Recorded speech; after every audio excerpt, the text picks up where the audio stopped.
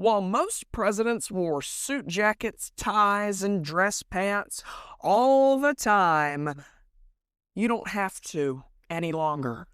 Because Presidents Unplugged has merch. If you want to check out some new shirts to buy as a nice gift for somebody in your family or just something that you want yourself, go to presidentsunpluggedmerch.com to check out new shirts, hoodies, crew necks, and anything else that you can dream of. Now in many more colors and new designs coming soon. I'm very excited for the Presidents Unplugged merch store to finally be open. Now, let's get back to the show.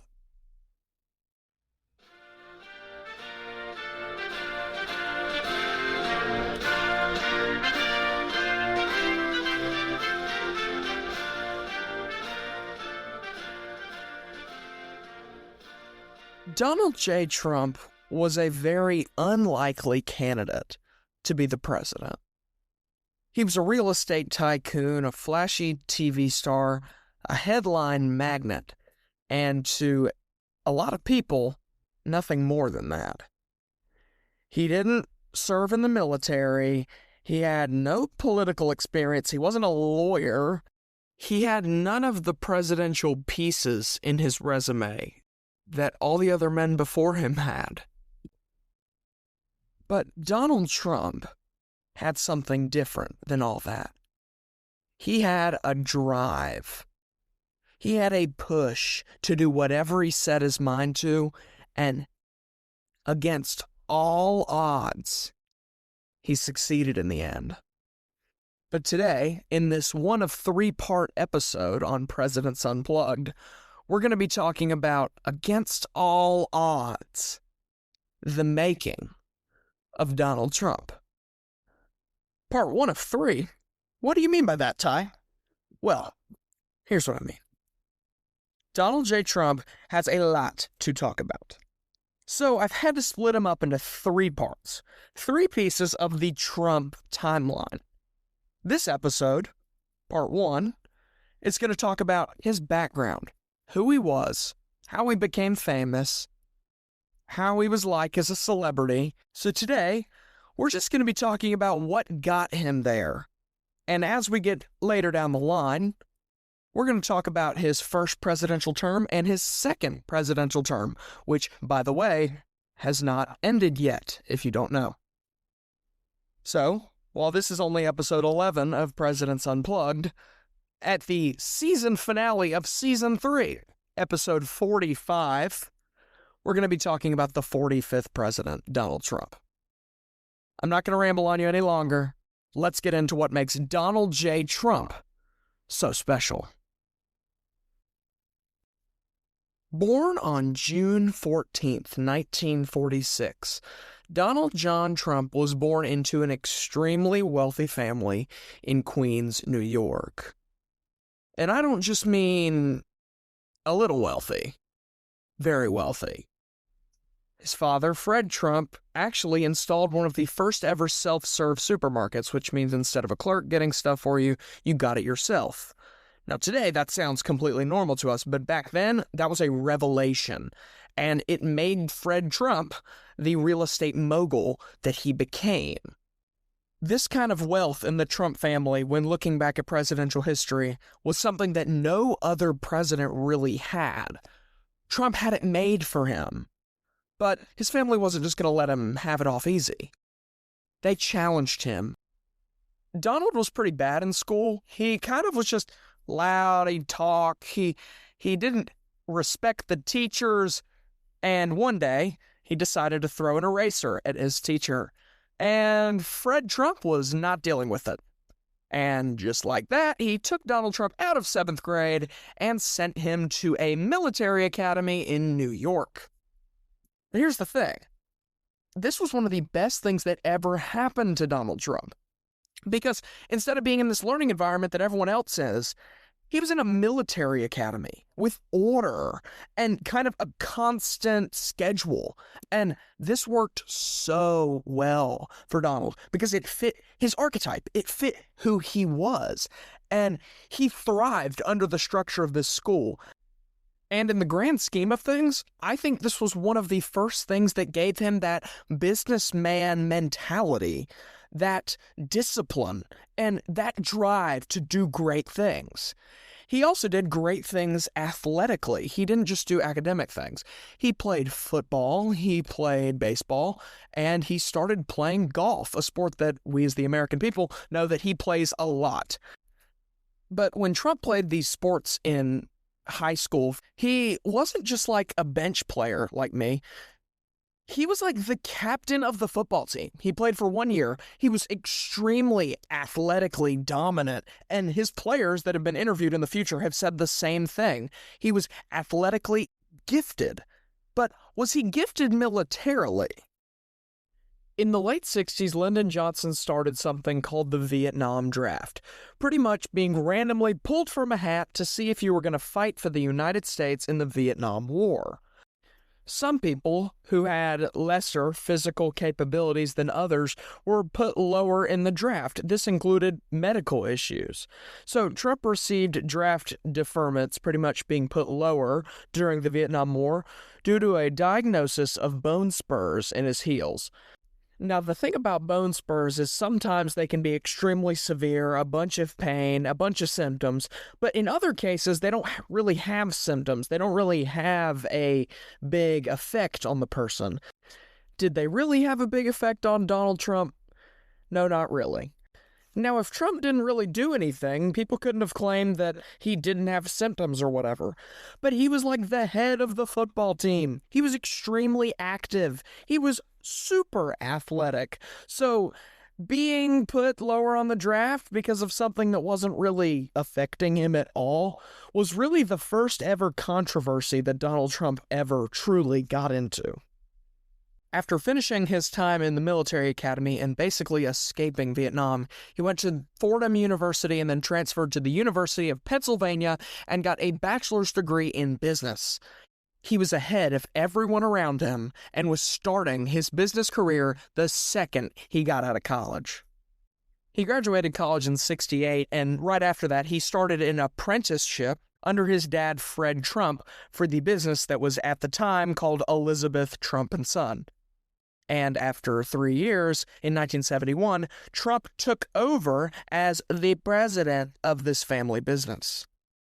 But before Trump went any further with this company, he had to make one pretty important change.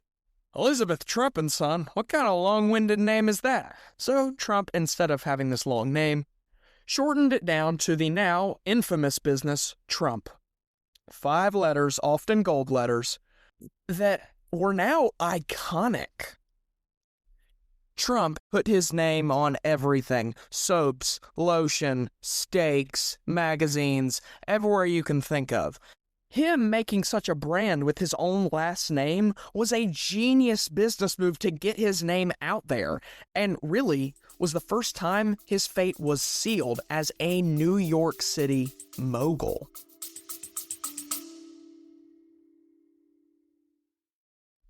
While George Washington himself might not have had an Instagram page, Presidents Unplugged does. If you want to see some presidential content and overall updates on the show, come to the Instagram at presidents_unplugged. See you there.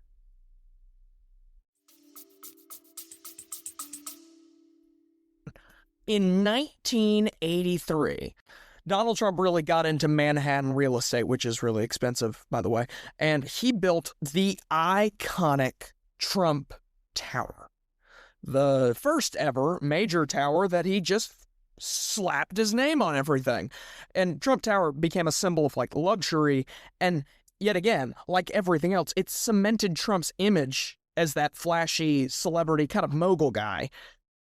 But he didn't just stop at one building. He made another building called Trump Plaza. He built multiple casinos, and then he built the biggest casino of them all, the biggest and the greatest, the Trump Taj Mahal. All these investments, all these big buildings, all this stuff that he did led to all of the bad in Trump's story. The probably worst time in Donald Trump's life was in the 1990s, when Donald Trump had stacked up an extreme amount of debt. And this is not just you bought your McDonald's meal on the wrong credit card so you're in the red. Oh no, this is a little bit more money than I have. $2 billion worth of debt. How in the world is Donald Trump going to get out of all of this debt that his business has put him in? Well, this is how. Remember, Trump had gone to school for business. He knew what he was talking about. And after being faced with all this debt, he used bankruptcy laws to restructure his debts, and he recovered financially. And in just a few years, he was back in the positives. Trump is back in town, baby. Coming back from all this debt. A comeback story. You know, that would make a great book. Yeah, Donald Trump thinks so too. The Art of the Deal. The Art of the Comeback. Surviving at the Top. These were three of Trump's most successful books. These hit the New York Times bestseller list in weeks. Donald Trump just can't stop finding success in all these different categories. His books were successful. His buildings were successful. I mean, when they weren't in debt. And what else can this man do? What about politics? Trump had mentioned in the past that he wanted to maybe one day run to be the president of the United States. But people almost thought of it as a joke and not to be really serious.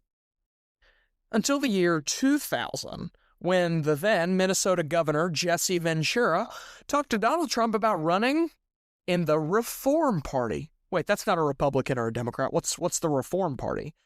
The Reform Party was made in the 90s when billionaire Ross Perot ran for president, and it was honestly a pretty successful third party. Third parties are not very successful often, but Ross Perot got a good bit of the United States presidential vote, and then Jesse Ventura was elected as the Minnesota governor off of a third party. Third party governors do not happen very often. And Jesse Ventura was pretty interested in the possible candidate of Donald Trump. And it worked. In October of 1999, Donald Trump announced that he would be running with the Reform Party in the year 2000. For a good while, his campaign was pretty successful. People were excited. He announced Oprah Winfrey would be his vice president. It looked really good. He had some great presidential promises. He wanted to eliminate the debt, give universal health care. Wait, Donald Trump wanted universal health care. Never mind. It looked really good for him. But just a few short months later, it all came crashing down. In February of 2000, Donald Trump admitted that the Reform Party was divided. They were broken. They weren't unified. So he ended his candidacy in early February of 2000. And even though Trump wasn't put on the presidential ticket that November, it is cool to look back and see Trump's first ever leap into politics, really. It was the first time a celebrity had really run for the presidential office, and it's just a cool thing to look back at. But now, let's talk about his TV show. In 2004, after talking to the creator of the now famous show Survivor, Donald Trump wanted to make his own version, but instead of being on an island with a bunch of people, you're in a business setting. So he did just that. Donald Trump started the show The Apprentice and had 15 successful seasons. And basically the only important thing you need to know from that show is that this show is when Donald Trump coined the term, "You're fired," as basically his quote or motto or whatever you want to call it. So in the end, the show was extremely successful, pushed his name even farther out there. And yet again, through another strategy, national television, Donald Trump kept sealing his name as the celebrity that he had made himself. But Donald Trump wasn't done with politics. After his brief Reform Party run in 2000, he took a little break. Did The Apprentice, but he came back, guns a-blazing in 2011 and 2012. How did he come back? By questioning Obama's birth certificate. Yeah, you probably remember this if you're a little bit older than me. Trump pushed out the idea to the American people that Obama might not have been really born in the United States, which would mean he couldn't legally be president. Now, we know today Obama was born in Hawaii, but Trump wasn't so sure. He wanted proof. And he got attention for it, a lot of attention. Trump's whole birther campaign and basically movement made headlines and became the centerpiece of his political run in 2012, but it really did not go as far as Trump planned. Why? Because Obama shut it down. He released his birth certificate to the public, plain and simple. And then, just to twist the knife in the wound, Obama roasted Trump in front of everyone at the White House Correspondents' Dinner that year. It was brutal. Jokes were made. Trump sat stone-faced, as he always does. But here's the thing. That night, in my opinion, is the reason that Trump ran in 2016. Not just to win the election, but to prove a point. And well, I think we might know how that turned out. But for now, that's our stopping point for today. We've gone from his childhood to the 2012 run of Donald Trump, and next time, we're going to pick up at his 2016 campaign, and maybe, just maybe, he might win. But now, ladies and gentlemen, we have an outro to be getting to. Tune in next Friday as we talk about Richard Nixon, the man that ran for president 3 times, finally won, was doing great, and then was hit head first with one of the biggest scandals in presidential history. Find out that and much more next week on Presidents Unplugged. I'm Ty Svensson, and I'll see you soon. God bless.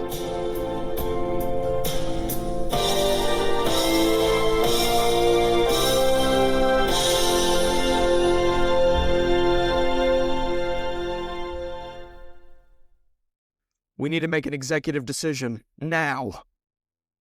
The executive decision to follow Presidents Unplugged on Apple Podcasts or Spotify today to be notified weekly that your favorite presidential podcast has released new content. Now, let's get back to the show.